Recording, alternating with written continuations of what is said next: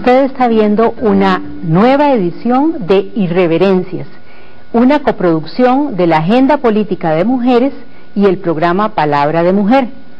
Esta es el primer programa del año 2010, es nuestro 6º año.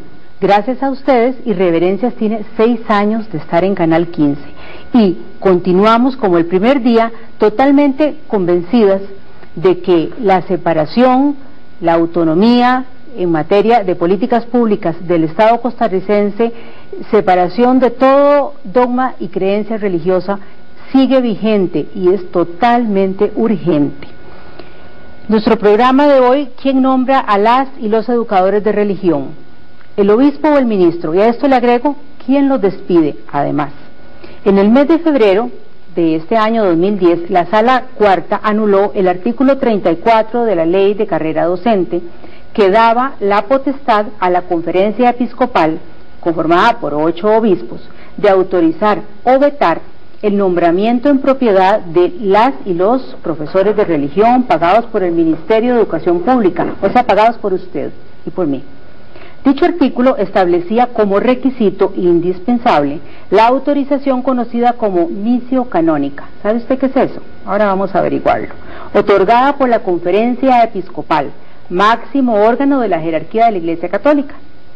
La Dirección de Servicio Civil y el Ministerio de Educación deberán acatar el fallo de la Sala Constitucional contra la injerencia de los obispos en el nombramiento de docentes de educación religiosa.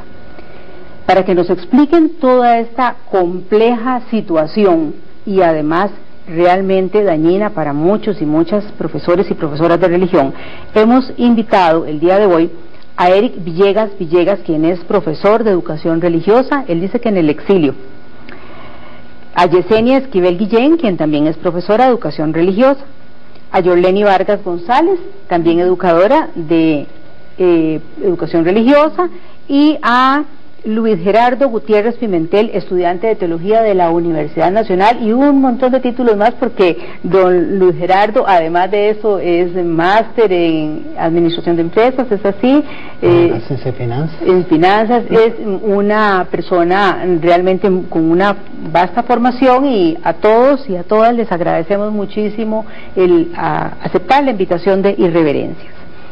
Explíquenos, don Luis, ¿qué es lo que ha estado sucediendo con los educadores y las educadoras de religión, de educación religiosa? ¿Son empleados del Ministerio de Educación Pública? ¿Cómo se seleccionan? ¿Qué es lo que ha estado sucediendo? Bueno, precisamente esa ha sido una de las cosas que hemos logrado descubrir a través de una serie de investigaciones que realizamos los estudiantes en los últimos tiempos.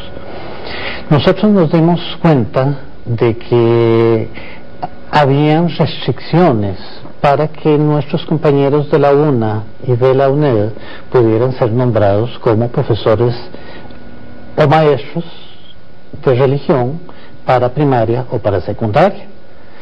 Y entonces, en el momento que se descubrió esta situación, en mi fuero interno, yo dije, esto no puede ser posible. De acuerdo a lo que yo conozco de derecho público, aquí las cosas no se están dando como señala muy claramente la Constitución Política y como también lo indica la Ley General de la Administración Pública. ¿Qué nos dicen ambos documentos? Nos dice que en Costa Rica existe una jerarquía de la normativa jurídica y por lo tanto, pensemos por esto, tenemos en primera instancia a una constitución política. Luego vienen todos los tratados internacionales que Costa Rica ha celebrado. Dentro de ellos podríamos citar la Declaración Universal de Derechos Humanos, la Convención Americana sobre Derechos Humanos, la Declaración Americana de los Derechos y Deberes del Hombre, el Pacto Internacional de Derechos Civiles y Políticos. Esos estarían en un segundo lugar. Luego le siguen las leyes de la República que son emanadas directamente de la Asamblea Legislativa. Y finalmente quedan los decretos ejecutivos que han sido acuerdos que ha tomado el presidente de la República junto con el ministro que le corresponde. Y en este caso, esa restricción, imagínese usted, que salía o se derivaba de un reglamento, de una ley.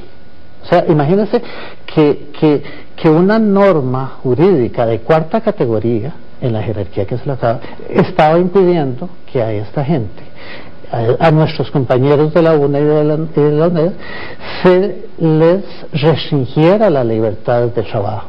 ¿Qué pasa con los otros profesores de otras carreras? Por ejemplo, un profesor de matemática, una profesora de matemática, español o ciencias, ¿cómo es que esa persona llega a dar clases a un liceo o a una escuela primaria? ¿Cuál es el mecanismo para que esa persona obtenga ese trabajo? Es tan fácil y tan sencillo como que presente todos los atestados que exige la Dirección General del Servicio Civil, presentan los títulos de las universidades públicas o privadas, independientemente que pertenezcan a CONARE o que pertenezcan al CONESUP.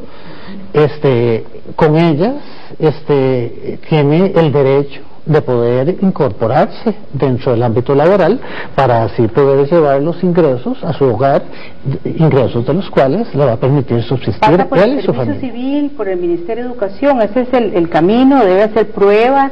No, presentar ya atestados. las pruebas los hizo en las universidades, ahí ya presentó. Presenta su oferta de trabajo, nada presenta más. su oferta de trabajo, entra en un concurso de oposición, ahí valorarán formas naturales, actitudes, evaluarán notas, experiencia, etcétera, etcétera, y le van a dar los requisitos como para cualquier otro trabajo en el sector público. Correcto. ¿Qué pasa con cuál es la diferencia con un profesor o profesora de educación religiosa? O sea, no tiene que pasar por todo ese camino. Bueno, yo le contaba hace un ratito cuál es la jerarquía del ordenamiento jurídico, pero fíjese que en el caso de educación religiosa, de un momento a otro, hace la aparición un reglamento sobre el otorgamiento y la derogatoria de la misio canónica, escrito por una entidad privada que se llama Conferencia Episcopal de Costa Rica. Imagínense, el sector privado incidiendo en la política de empleo público. ¿Y qué dice, qué es concretamente en lo que les afecta a los educadores y a las educadoras? Hay muchas afectaciones. ¿Es el artículo 34, efectivamente? No, el artículo 34 del reglamento de carrera docente fue dictado por el expresidente Daniel Oduber. Yo no sé si por los nexos que él pudo haber tenido con su primo hermano, Monseñor Carlos Humberto Rodríguez Quirós.